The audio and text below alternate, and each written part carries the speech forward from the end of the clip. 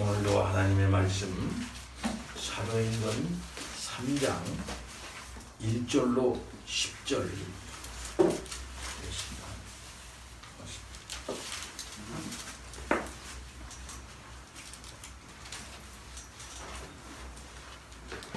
사도행전 3장 1절로 10절까지 제9시 기도 시간에 베드로와 요한이 성전에 올라갈새 나면서 못 걷게 된 이를 사람들이 메고 오니 이는 성전에 들어가는 사람들에게 구걸하기 위하여 날마다 미문이라는 성전문에 두는 자라. 그가 베드로와 요한이 성전에 들어가려 함을 보고 구걸하거늘 베드로가 요한과 더불어 주목하여 이르되 우리를 보라 하니 그가 그들에게서 무엇을 얻을까 하여 바라보거늘 베드로가 이르되 은과 금은 내게 없거니와 내게 있는 이것을 내게 주노니 나사렛 예수 그리스도의 이름으로 일어나 걸으라 하고 오른손을 잡아 일으키니 발과 발목이 곧 힘을 얻고 뛰어서서 걸으며 그들과 함께 성전으로 들어가면서 걷기도 하고 뛰기도 하며 하나님을 찬송하니 모든 백성이 그 걷는 것과 하나님을 찬송함을 보고 그가 본래 성전 미문에 앉아 구걸하던 사람인 줄 알고 그에게 일어난 일로 인하여 심히 놀랍게 여기며 놀라니라. 아멘. 하나님의 역사는 생명의 역동성이 분명하게 느껴질 만큼 놀라운 은혜로운 역사를 이루시는 줄 믿습니다. 예수 그리스도의 능력이 임하면 사람이 살아나는 것입니다. 에스겔 골짜기에 인광설인 뼈들로 남아있었던 그 뼈들이 성령의 역사로 말미암아 살아 일어나서 이스라엘의 거룩한 군병으로 화하는 그 비전을 하나님께서 구약시대에 주셨던 것이죠. 죽어있는 자가 살아나서 하나님의 군병으로 세상 속에 나아가는 것입니다. 성령의 역사는 이와 같이 놀라운 생명을 주는 것이고 그 생명은 우리 주 예수 그리스도로 말미암는다고 하는 사실을 오늘 분명히 사도행전은 우리들에게 가르쳐주고 있습니다. 이와 같은 역동적인 생명력이 여러분 모든 성도 여러분들에게 이미 임했고 그 성령의 충만함이 여러분들 가운데 늘 있기를 간절히 축원하는 것입니다. 나사렛 예수 그리스도의 이름으로 일어나 걸으라 하는 제목으로 오늘 말씀을 드립니다. 3장 1절에서부터 5장 42절은 하나의 커다란 단락을 이루고 있습니다. 1장서부터 2장을 이제 오순절 성령 강림 받기 위하여 준비하고 또 오순절 성령을 받고 그 결과에 대하여 얘기를 했습니다. 이렇게 해서 예루살렘 교회가 창립이 되어졌습니다. 그러면 예루살렘 교회가 예루살렘에 창립이 되어졌는데 그 창립되어져 가지고 예루살렘의 여러 사회 그들과 어떤 관계로부터 시작되고 있는가 그 처음을 얘기하고 있는 것이 3장 1절서부터 5장 42절까지의 내용이다 라고 말할 수가 있습니다. 오순절로 인하여 신학교회가 형성이 됐는데 이 형성된 신학교회가 이제 터전 삼고 있었던 예루살렘이라고 하는 그 사회 속에서 어떻게 관계가 형성되어 있는가 어떤 얘기가 이제 나오고 있는 거죠. 그래서 사도행전의 두 번째 부분이 됩니다. 그 내용을 우리가 살펴보면은 3장 1절서부터 10절까지 베드로가 나면서 못 걷게 된 이를 고치는 일을 기록하고 있고, 이 일 때문에 많은 사람들이 놀라니까 3장 11절서부터 26절에는 베드로가 구경꾼에게 이게 무슨 사건이다, 또 이것을 일으킨 이는 누구다 라고 말하면서 설교, 두 번째 설교를 하는 내용이 기록되어져 있습니다. 그러고 나서 드디어 예루살렘의 유대교 사회가 드디어 반응을 벌이기는데, 그 반응이는 박해라고 하는 반응으로 이제 나타나게 됩니다. 그래서 첫 번째 박해가 나타나는 거예요. 베드로와 요한을 옥에다가 가두는 일이 생깁니다. 이것이 4장 1절서부터 22절까지의 내용입니다. 이러한 박해를 당하게 되니까 지도자를 잃어버린 성도는 어떻게 하겠습니까? 한마음 한뜻으로 이제 기도를 하게 된다. 4장 23절서부터 31절까지 기도를 하게 돼요. 뜨겁게 하나님 아버지 이들을 놓아주십시오 하고 보내주십시오 하고 기도를 하게 돼요. 그런 가운데에 그들이 돌아오게 되는 것이고, 그들은 그런 어려운 가운데서도 날마다 모여서 서로 사랑하고 물건을 통용하면서 교회의 아름다운 모습을 다시 이렇게 여전히 갖추고 보여주고 있어요. 이것이 2장에 나와 있는 모습과 이렇게 오버랩 되면서 이렇게 똑같은 내용이 나올 겁니다. 그 다음에 이러한 아름다운 하나됨의 교회, 성령이 충만한 교회에 꼭 어떤 사건과 같은 사건이 일어나냐면은 여리고 공격 때 한마음 한뜻으로 하나님 말씀 중심으로 딱 뭉쳐서 순전한 마음으로 갔는데, 그때 그만 아간과 같은 자가 나타났잖아요. 그 사건은 가나안에서의 삶, 가나안에서 하나님 나라가 세워지는 데 있어서는 이렇게 돼서는 안 된다 해서 그걸 일벌백계로 그것을 이제 처단하는, 그래서 예루살렘을 성결케 하는 일이 이제 생기는 것과 똑같이 아나니아와 삽비라의 죽음 사건이 이루어져서 가나안 정복을 해나가면서 하나님의 뜻과 그 경륜대로 하나로 뭉쳐서 가나안에 들어가 하나님 나라를 형성해야 할 이 판국에 거짓은 들어가면 안 된다, 부정은 들어가면 안 된다 라고 하는 뜻을 분명히 아간 사건을 통해 가지고 이제 하나님께서 메시지를 주셨던 것처럼 이제 하나님의 신약교회가 성령 충만하여 진리로 충만하여 하나된 가운데 나가는데, 이렇게 성령을 속여가지고는,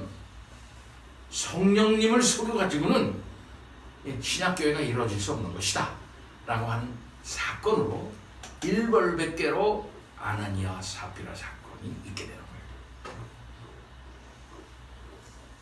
그렇게 되자 사도들이 많은 사람을 또 고쳐주는 사건이 5장 12절부터 16절까지 있게 되고, 이런 일이 있게 되자 5장 17절에서부터 47절에는 말씀 전하기를 그치지 않고 계속 말씀을 전하게 되자 교회가 흥왕하게 된다 하는 그러한 게 나오고 있는 겁니다. 그러니까 여기 한 단락에 크게는 한 단락, 3장 1절서부터 5장 42절까지 성령 강림을 받은 예루살렘 교회가 창립이 됐는데, 그 창립된 예루살렘 교회가 예루살렘이라고 하는 나름대로의 구약적 종교 상황과 이렇게 부닥치는 거죠. 이렇게 처음에 이렇게 그때 있던 양상들을 이제 얘기를 이제 하게 되는 것입니다.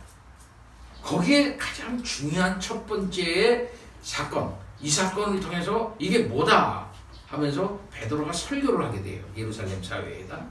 그때 예루살렘 사회에 복음을 전파하고 설명하게 되는 단초를 이루는 사건이 3장 1절서부터 10절까지에 있는 이 나면서 못 걷게 된 사람을 고친 사건이에요. 이거는 굉장히 중요한 의미를 가지게 돼요. 이 사건. 이것은 사도가 행한 첫 번째 치유 이적이에요. 이 사건은 뭐냐? 예수님이 하늘에 계셔 지금. 땅에는 그의 제자가 있어요. 그 제자들은 사도들이에요. 주님이 사도로서 세상 가운데 보낸 자들이야. 그러니까 사도는 뭐냐면 예수님의 분신과 같은 자예요. 사도가 하는 말은 예수님의 말씀하고 똑같아요. 사도가 하는 이적은 예수님의 이적과 똑같은 거예요. 그러니까 이 단락은 뭐냐 할 것 같으면 오순절 성령 강림을 받은 제자들, 그 제자들은 사도이며 나는 하늘에 있지만 내가 하는 일을 이 사도가 계속한다. 예수님이 행한 복음서에 나온 예수님의 치유 이적 있잖아. 그 치유 이적이 이 제자들을 통해서 계속된다. 그러니까 예수님의 사역이 사도들에 의해 가지고 계승된다는 사실을 단적으로 보여주는 사건이에요. 아주 중요한 사건이에요. 단순히 그저 뭐 나면서부터 못 걷게 된 사람을 갖다가 고쳤다. 기도하면 고친다. 예수 능력 힘입으면 그저 일어난다. 여기에 핵심이 있는 게 아니에요. 사도가 누구냐는 걸 확실하게 가르쳐주는 겁니다. 사도가 누구냐. 예수의 능력은 말이지 저 하늘에 올라갔으니까 거기서만 행사되는 거지 뭐. 거기서만 하늘에서 그가 있는 하늘에서만 예수의 능력이 행사되는 거지 뭐. 하늘에서만. 그게 아니고 예수님의 능력은 하늘과 땅에 구별 없이 이 땅 위에서도 살아계실 때보다도 더 능력있게 살아보다도 더 확실하고 더 분명하게 이 땅 위에서 역사되신다. 사도들을 통해서 이걸 말해주고 있는 거야. 그런 사건으로서 이 나면서부터 걷지 못하는 이가 일어난 사건이 딱 나옵니다. 베드로와 요한이 성전에 올라간다 그랬어요. 제9시에 올라갔다 그랬어요. 오늘날로 말하면 오후 3시입니다. 예. 그들이 지금 성전에 올라가요. 유대인들은 일정한 기도 시간이 있었죠. 평일에는 하루 3번 기도를 했답니다. 오전 9시 기도하고 오전 6시 그러니까 정오에 기도하고 제9시 그러니까 오후 3시에 이렇게 기도를 했대요. 그리고 안식일과 절기 때 있잖아요. 절기 때는 4번 기도를 했대요. 그리고 1년에 딱 한 번 있는 속죄일이라고 있잖아. 그 속죄일에는 5번 기도를 했답니다. 3번 평일날 기도한 것은 아마 다니엘이 하루에 3번 예루살렘 쪽에 창문을 열어놓고 기도했던 데서부터 유래된 것이 아닌가 이렇게들 학자들이 얘기를 합니다. 하여튼 베드로와 요한도 유대인들의 그 관습을 따라서 기도를 하러 올라가는 거예요. 오후 3시에 이제 기도를 하러 이제 올라가는 거예요. 그러니까 베드로만 간 거 아니에요. 베드로와 요한만 간 게 아니고 뭐 여러분의 영화나 이런 데서 봤었지만 뭐 예루살렘 그 길이 막 넓은 대로가 아니야. 큰 대로가 아니고 뭐 길이 넓어봐야 여기서 여기밖에 안 돼요. 여기서 여기밖에 안 돼. 그러니까 지나다니는 사람이 뭐 오가는 사람이 많고 그런 거예요. 그러니까 이날도 기도하는 시간이니까 많은 사람이 이제 그 길로 가는 거지. 베드로와 요한이 함께 올라갔다 그랬어요. 초기 기독교인들은 항상 둘씩 짝을 지어서 다니면서 복음을 전했다고 합니다. 우리 주님도 둘씩 짝을 지어가지고 하나님 나라를 전파하라. 그러면서 복음 전하도록 그렇게 둘씩 팀을 만들어가지고 전했잖아요. 그렇게 했습니다. 이 요한과 베드로가 짝이 돼가지고서 이제 9시에 같이 가서 기도합시다래. 그래서 같이 올라가는 거예요. 근데 사도들이 올라간 게 어디야? 성전에 올라갔다 그래서 성전에. 초기 기독교인들이 성전을 무시하지 않았다는 사실을 여기에서 보여줍니다. 오히려 사도행전은 성전과 성전이 있는 예루살렘을 긍정적으로 묘사하고 있는 것을 볼 수가 있어요. 복음을 전파하는데 어디서 먼저 전파하냐? 예루살렘에서 전파해. 예루살렘. 그리고 좀 더 한 걸음 더 나가서 갈릴리로, 사마리아로 조금 더 퍼져서 저 안디옥 쪽으로 복음이 퍼져나. 사마리아 물결 퍼지듯. 그러니까 복음이 전파되어지는 시작점이 예루살렘이에요. 그리고 교회가 세워진 처음 세워진 곳이 예루살렘. 복음은 예루살렘으로부터, 구원은 유대인으로부터. 그러니까 초창기에는 이 성전을 그렇게 부정적으로 묘사하지 않았어요. 제자들은 날마다 마음을 같이하여 성전에 모이기를 힘썼다 그랬습니다. 이 누가라고 하는 기독교 역사가가 구속 역사가가 아니라 구속사가라고 그러거든요. 구속 역사적 사고방식을 가지고 있는 구속사가야. 리덴티브 히스토리칼 한 사람이라고 해요. 그러니까 누가가 성전을 긍정적으로 묘사하는 것은 성전을 중시하는 유대인들이 기독교를 이상하게 생각하거나 심지어 적대시할 아무런 이유가 없다고 하는 사실을 보여주려는 의도로 보인다고 평가할 수 있습니다. 유대인들아, 우리가 너희들하고 크게 다른 자들이 아니야. 우리가 성전을 귀하게 여겨. 그러나 그 성전의 의미가 바뀌었어 하는 게 조금 더 나와요. 즉 기독교가 구약의 전통을 무시하지 않으며 오히려 구약을 기반에 두고 있다는 사실을 강조하려 했다라고 말할 수 있습니다. 그러나 누가가 이 사도행전을 쓴 이 누가가 말이죠, 성전을 끝까지 긍정적으로 묘사한 것은 아니에요. 오늘 본문 사건이 그걸 얘기해 주고 있는 거예요. 나면서부터 못 걷게 된 사람이 성전 문에서 구걸은 할 뿐이지 성전에 못 들어가. 성전에 이 사람이 못 들어간 것은 성전에 당시 세상 사람들, 그때 당시 사람들이 생각하고 있는 성전의 의미가 부족하다 또는 한계가 있다고 하는 것을 시사하고 있는 거예요.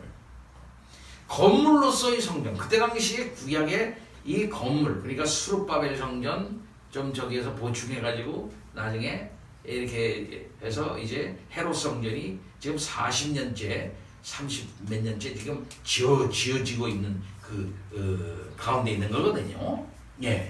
그 성전의 부족함, 성전의 한계가 단적으로 뭘로 드러나고 있느냐면 나면서부터 못 걷게 된 사람은 성전 안으로 못 들어가는 거야. 못 들어가. 바로 이 사람이 예수 그리스도의 이름으로 고침을 받고 난 다음에 들어가. 성전에 들어가. 그것은 뭐냐 같으면은 그가 들어간 성전은 뭐냐? 그가 들어간 성전은 뭐냐 같으면은 유대인들이 생각했던 바 건물로서의 성전에 들어간 게 아니고 진정한 성전이신 예수 그리스도 속으로 들어간 거예요. 면에서는 그런 면으로 볼 때는 나면서부터 걷지 못하는 사람이 못 들어가는 성전을 갖고 틀어지고 있다. 그 사람.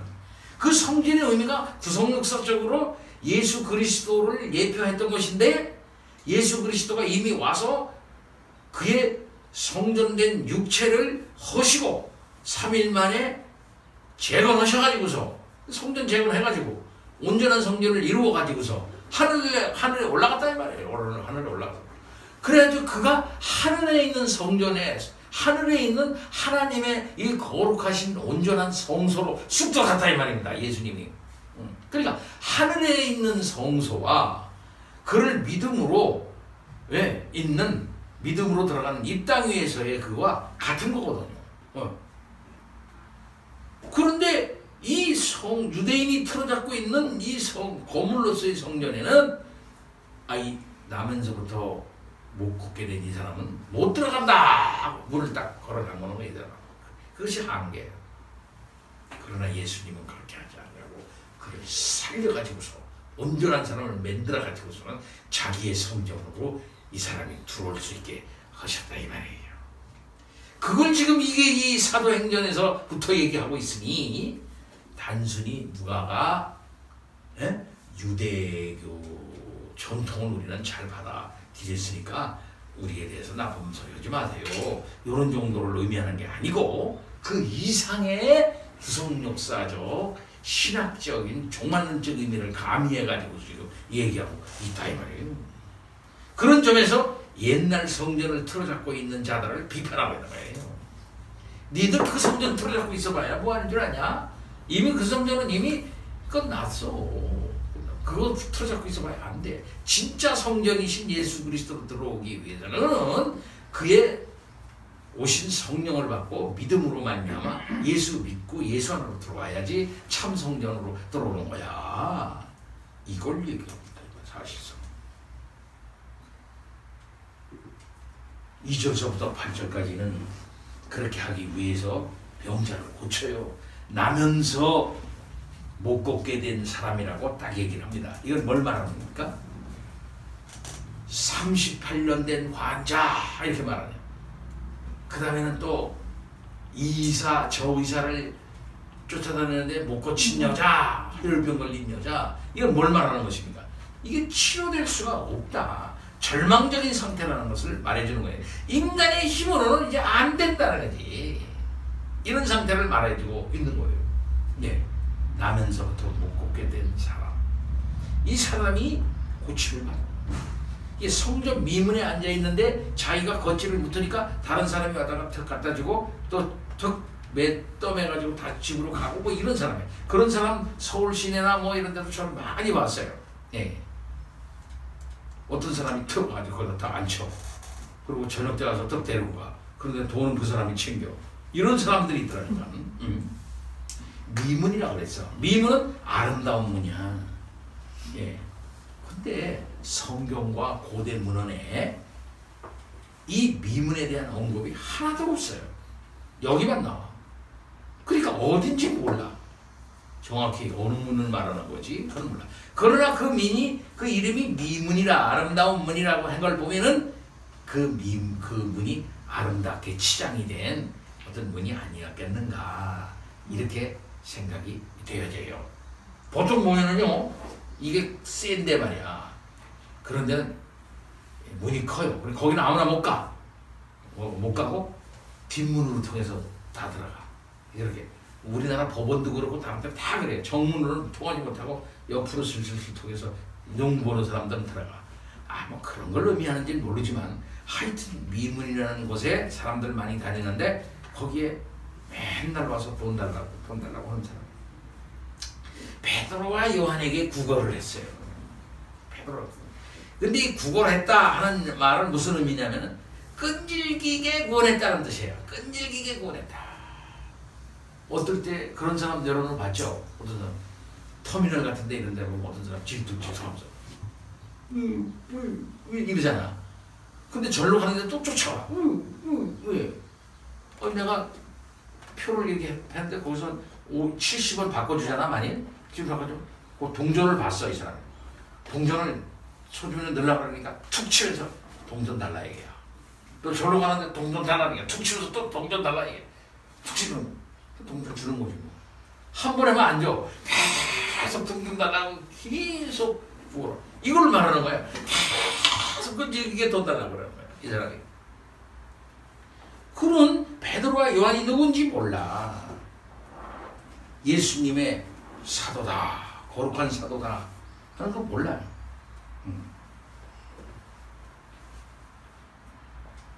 그런데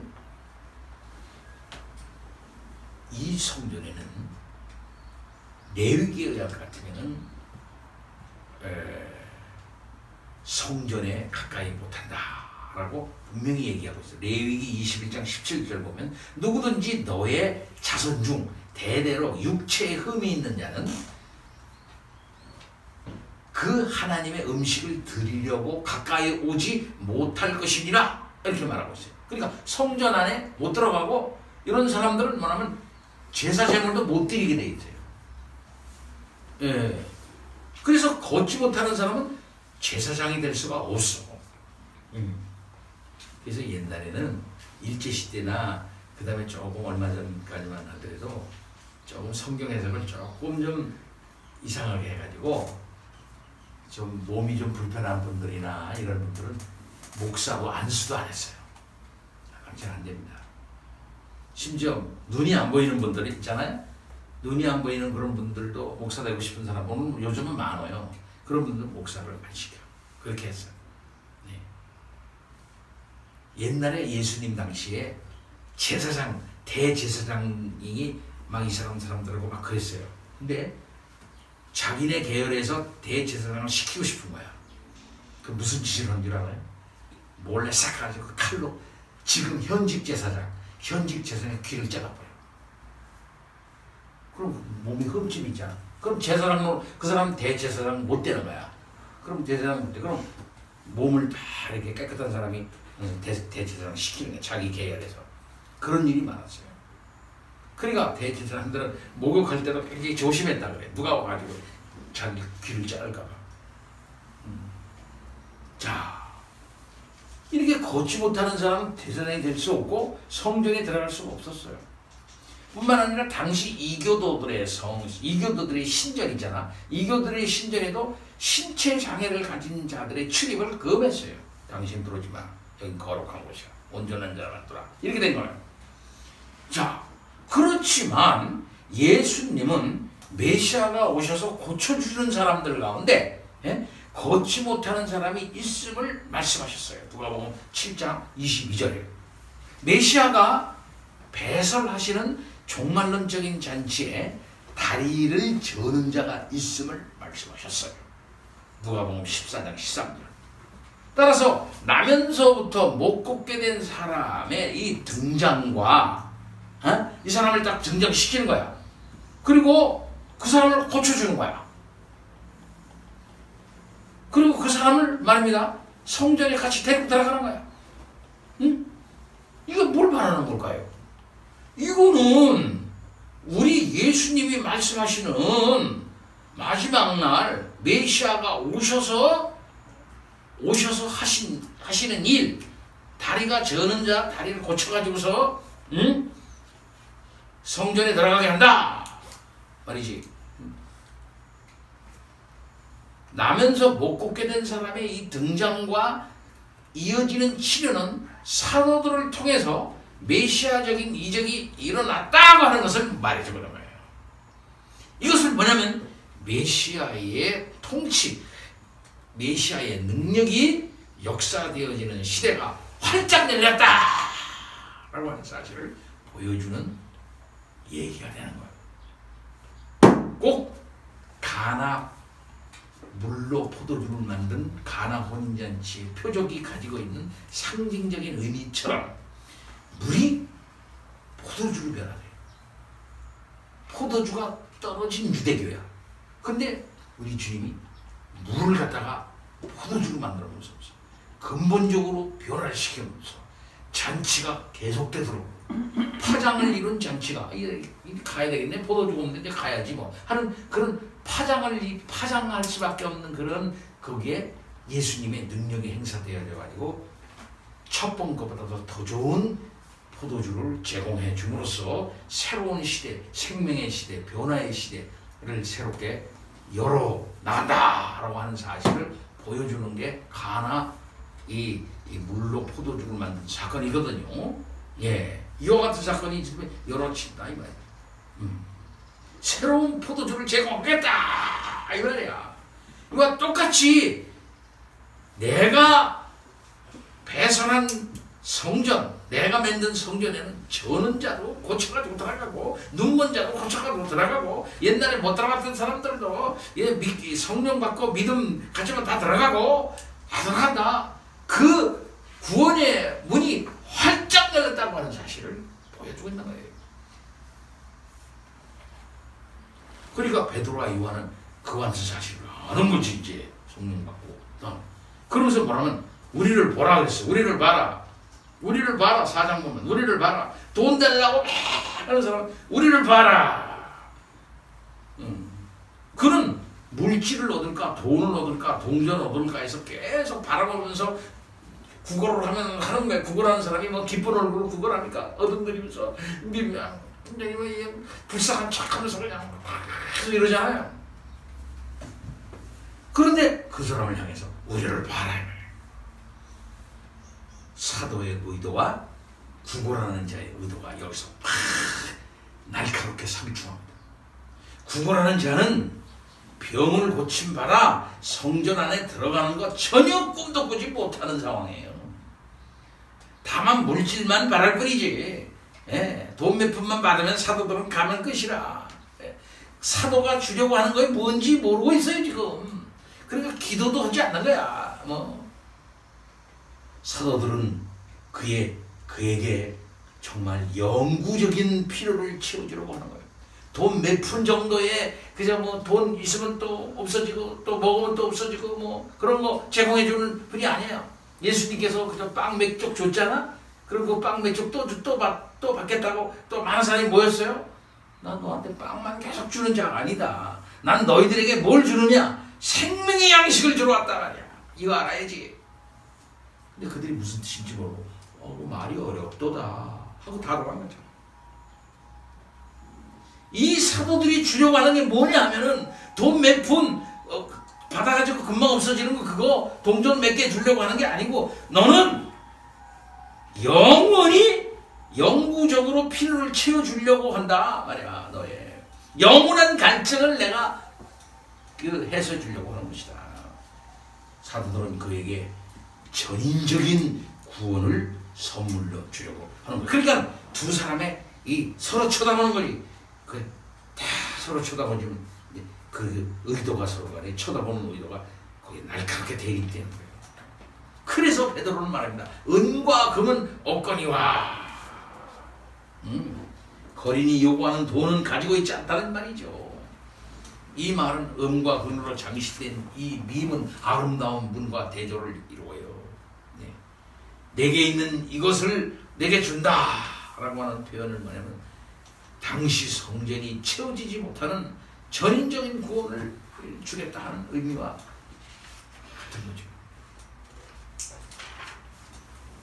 그러면서 말합니다. 나사렛 예수 그리스도의 이름으로 걸어라 이렇게 얘기해요. 자, 예수 이름으로 걸으래. 이름으로 걸은다는 게 무슨 소리야? 이름으로 걷는다. 우리가 예수 이름으로 기도하죠. 예수 이름으로 걸으라 그래요. 고대에 이건 표현법입니다. 고대에 누군가의 이름은 단순한 호칭이 아니고 그 이상의 의미를 가져요. 즉 누군가의 이름은 그의 권세와 능력을 의미했고 누군가의 권세와 능력을 의미하는 거예요. 나가서 그의 이름을 사용하는 자는 누구냐? 그의 대리자라고 하는 사실을 의미하는 거예요. 예수 그리스도의 이름으로 하는 말은 예수 그리스도가 나에게 권세를 줬어. 예수 그리스도를 대리해서 내가 이 말이에요. 그의 권세와 능력을 의미하는 것이 놀라운 의미예요. 그러니까 예수 그리스도의 이름은 예수 그리스도의 권세와 능력을 가리키는 거예요. 사도행전은 그래서 예수 그리스도의 이름이라는 말이 자주 나와요. 7, 8차례 나옵니다. 베드로는 복음서에서 행하신 예수님의 치유 이적을 갖추신 예수님의 이름을 사용해서 불치의 병을 고치려고 하고 있어요. 따라서 예수님은 하늘로 올라가셨으나 여전히 그분의 이름으로 제자들 가운데 계신다는 사실이 드러나는 겁니다. 예.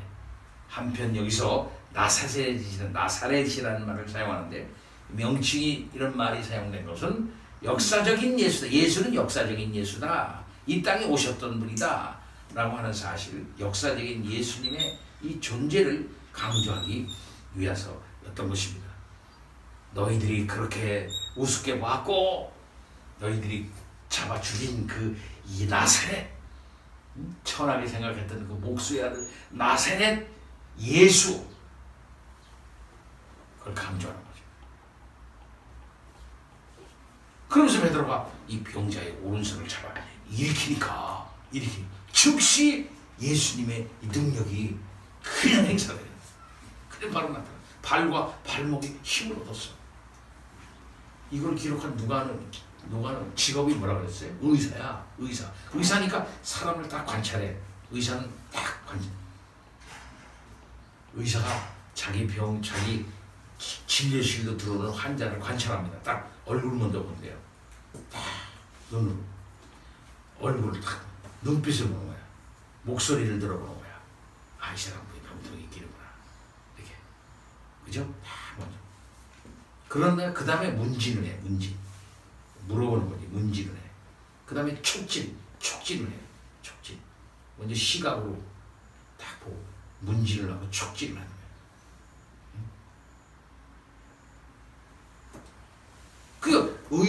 의사 누가가 병자의 발과 발목에 힘을 얻는다. 아까 자세히 표현을 하고 있어요. 아주 재밌죠? 그러면서 또 말하기를 뛰어서서 걸으며 그들과 함께 성전으로 들어가면서 걷기도 하고 뛰기도 하며 하나님을 찬송하니라 하고 그 모습을 아주 역동적으로 자세히 묘사하고 있어요. 여기서 아주 동사를 많이 사용하고 있어요. 보통 보면 우리나라도 문장을 잘 쓰는 사람은요, 동사를 많이 사용합니다. 형용사, 부사 이렇게 많이 사용 안 해요. 뛰다, 걷다, 들어가다, 걷다, 뛰다, 찬양하다, 다다다다. 그러면서 그때 당시의 상황을 갖다가 아주 재미있게, 역동적으로 생명감 있게 묘사한다. 생생하게 묘사를. 이렇게 누가가 묘사를 하고 있어요. 그때 당시 얼마나 놀랐을까. 근데 그런 걸 느끼는 스스로 나면서부터 걷지 못한 사람, 평생 걸어보지 못한 사람이 이 걷는다는 게, 뛴다는 게 이게 뭔지도 모르는데 해보니까 이게 막 되는 거야. 얼마나 놀랐겠어요. 얼마나 또 좋았겠어요. 네? 그런데 이사야 35장 5절부터 6절에는 메시아 왕국을 예고로 하는 내용, 그때 분명히 이런 말이 나옵니다. 이렇게 나와요. 그때 맹인의 눈이 밝을 것이며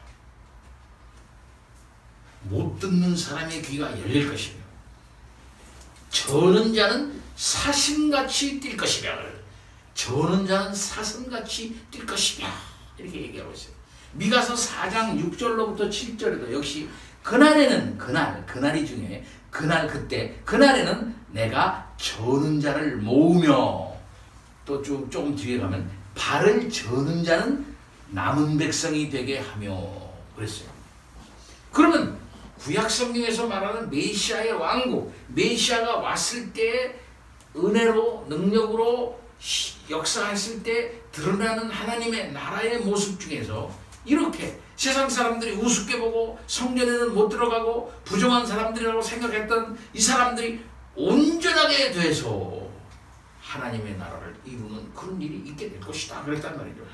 그게 바로 이런 일이라는 것을 말해주고 있는 거예요. 바로 이런 일. 성전에서 맹인과 다리 저는 자를 고쳐줬어요. 일부러. 그래서 성전에서 고쳐줘. 성전에서 예수님이 예, 마태복음 21장 12절을 보면 성전에서 고쳐줘 일부러. 그럼 그건 뭘 말하는 것은 의도적인 거야. 너 구약성에서 얘기했잖아. 맹인이 눈을 보고 저는 자가 일어난다고 하는 건 뭘 말하는 줄 알아? 메시아가 왔다는 것을 말하는 것이고 그 메시아가 바로 나야! 라고 하는 사실 그들에게 의도적으로 강력하게 보여주는 사인이었단 말이에요. 그것을 미라클 사인이라고 그러잖아. 표적이라고 표적. 미라클 사인. 사인 미라클이라고 해요. 그리고 오순절 성령 강림이 무슨 날이냐 그러면은 종말의 날이라는 걸 말하네. 종말의 날. 종말이 드디어 시작됐다. 예수님이 오시고 두 번째 예수님이 오신 걸 이걸 종말이라고 그러잖아요. 그러니까 초림의 사건에 다 들어가는 거야. 초림 오셔서 고난받으시고 죽으시고 부활하시고 하늘에 올라가시고 오순절 성령 강림 이게 하나의 묶음이야.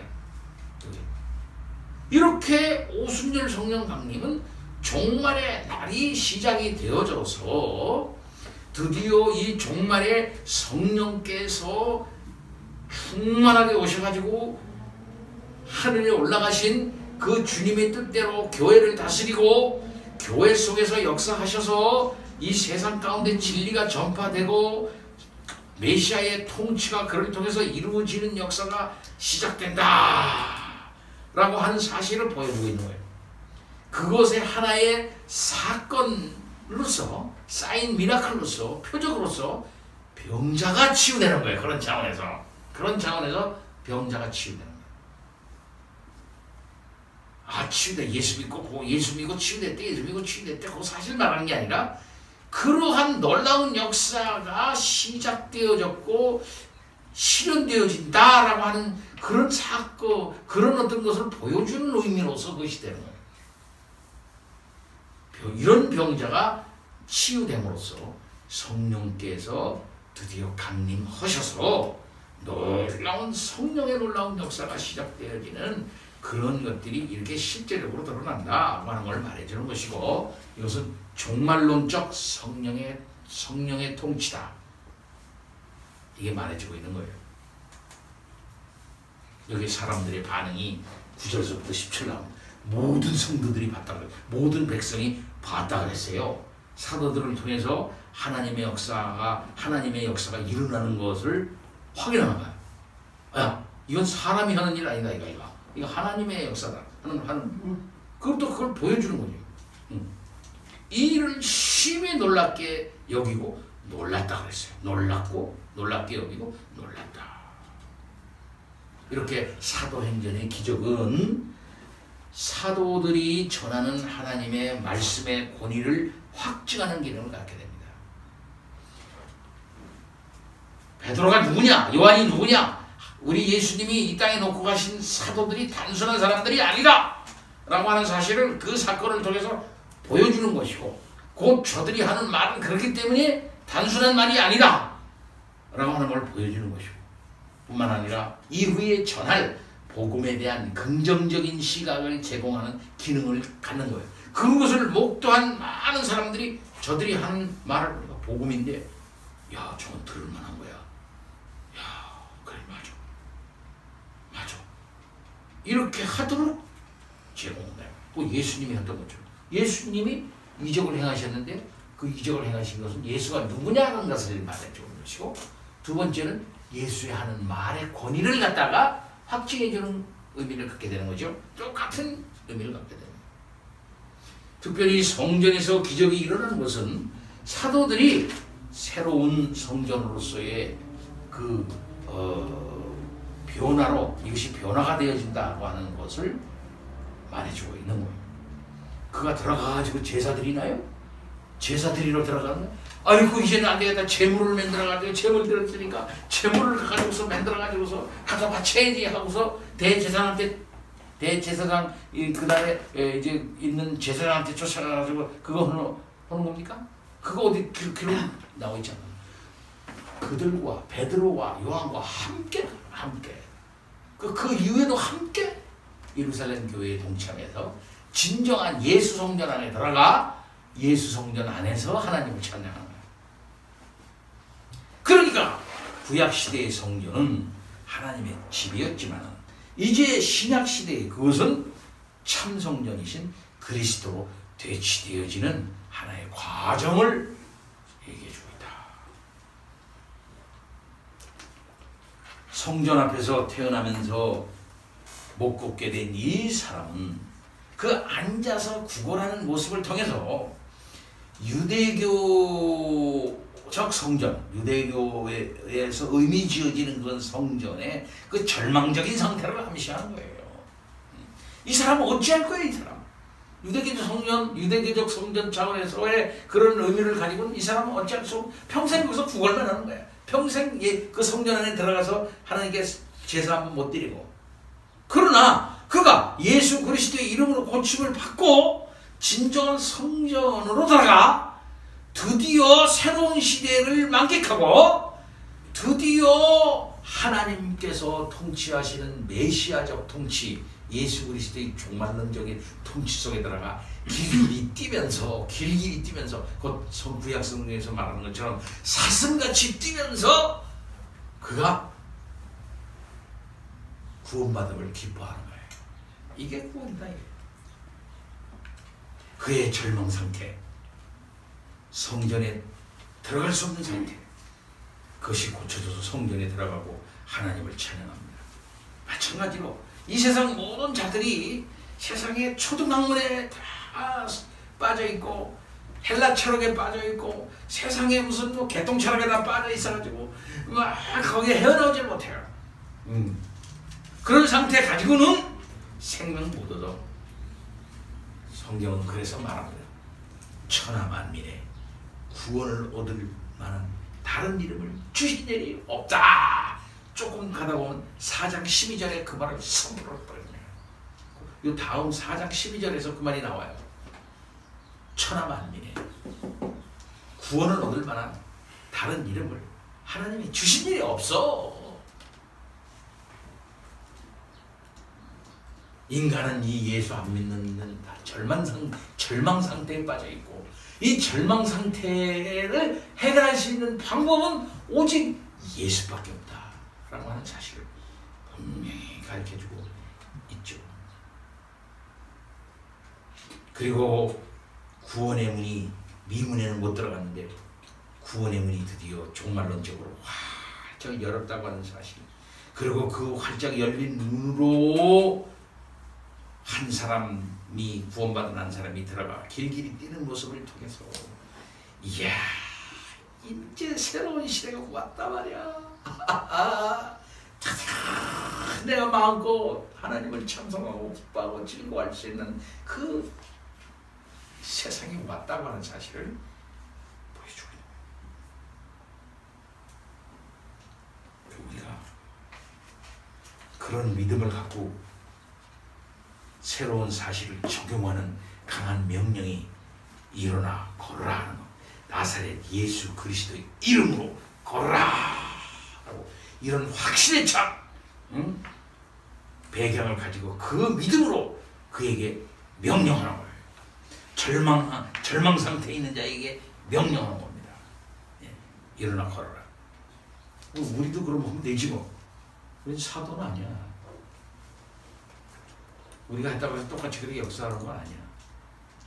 다만 하나님이 원하시면 그런 일도 일어날 수가 있는 거지. 안 일어난다는 건 아니에요. 하나님이 원하시는 모든 일이 일어나. 그러나 어떤 사람은 여기에서 이렇게 했으니까 우리도 똑같이 하면 그런 일이 일어나는 거야. 왜 안 돼? 왜 안 돼? 왜 안 돼? 왜 안 되는 거야? 이렇게 생각하면 큰일 나요.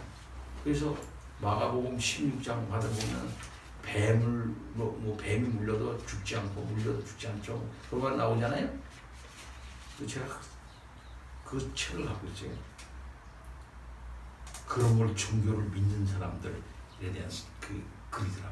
보니까 교회 안에서 목사가 강단에서 독사를 갖고 막 놀아. 안 물리잖아요. 괜찮잖아요. 그러다 나중에 그 사람 물려가지고 죽었어. 그 교인들도 장로님 뭐 집사님 다 뱀 갖고 놀아. 내가 이만큼 능력이 있습니다. 성령께서 이래. 이런 사람들 있어요. 실제로 그런 일 무식해서 그런 거야. 그래서 많은 사람이 지금도 뱀에 물려 죽어요. 근데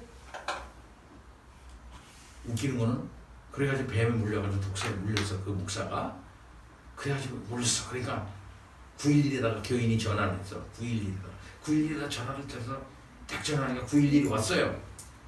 그 911이 전화 오니까 와가지고 응급조치를 하려는 거야. 뱀에 물려. 그래, 응급조치하지 마십시오. 나 안 죽습니다. 죽었죠. 이렇게 잘못 믿는 사람이 있다. 이걸 말하는 겁니까? 이렇게 할 수 있을까요? 그러니까 그냥 걸필 때 그냥 누워있는 사람한테 일어나 걸어라! 손을 잡아 일으키고 무슨 하면서 하는 어리석은 일을 하면 안 되지. 하나님께서 역사하실 때, 원하실 때 그의 놀라운 역사가 일어나는 것인 겁니다. 사랑하는 성도 여러분, 성령 충만해서 우리가 큰 믿음을 가져야 되겠어요.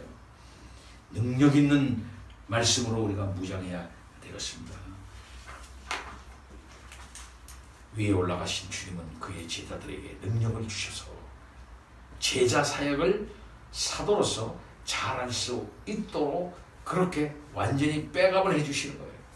그래 사도들아, 내가 너희와 함께 할 테니까 굳이 믿음을 가지고 사명을 다 해라. 하고서 주님께서 그리고 그걸 돈이 있게 그가 전한 복음의 말씀이 전파될 수 있도록 해주고, 그래서 그것을 본 많은 사람들이 놀랍고 놀랍다. 그래서 많은 사람들이 구원받는 사람들이 더하게 하시는 역사가 있게 되는 것이죠. 다 같이 기도. 하나님 아버지, 찬양과 영광을 돌립니다. 오직 주의 능력을 믿습니다. 주의 권능을 우리들이 믿습니다. 아버지 하나님, 오늘도 천상에 계시면서 하늘과 땅을 주의 뜻대로 다스리시는 줄 믿습니다. 교회는 이 땅에 있는 우리 주님의 전초 기지이며 하나님 나라의 교도로입니다. 아버지 하나님, 우리는 그 가운데 속하여져서 하나님 나라를 누리며 그리스도의 생명과 그 능력을 체험하면서 살아나갑니다. 아버지 하나님, 생생한 죄의 역사 삶 속에서 있게 하여 주옵소서. 감사합니다. 예수 그리스도의 이름으로 기도하옵나이다.